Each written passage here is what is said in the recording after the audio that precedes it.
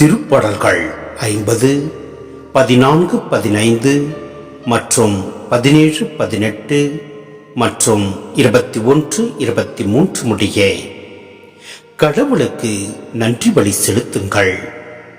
உன்னதற்கு உங்கள் நேர்ச்சைகளை நிறைவேற்றுங்கள்.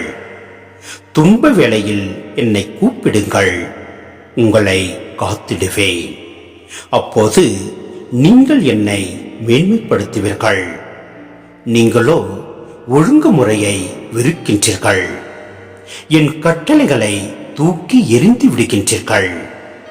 திருடர்களை கண்டால் அவர்களோடு விருப்புடன் சேர்ந்து கொள்கின்றீர்கள். கற்பு நெறி தவறியவர்களோடும் உங்களுக்கு உறவு உண்டு.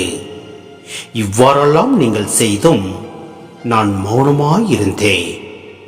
நானும் உங்களை போன்றவர் என எண்ணிக்கொண்டீர்கள்.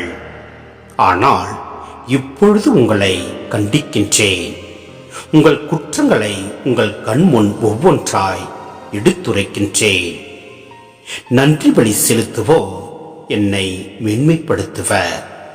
தம் வழியை செம்மைப்படுத்துவோர் கடவுளாம் நான் அருளும் மீட்பை கண்டடைவர்.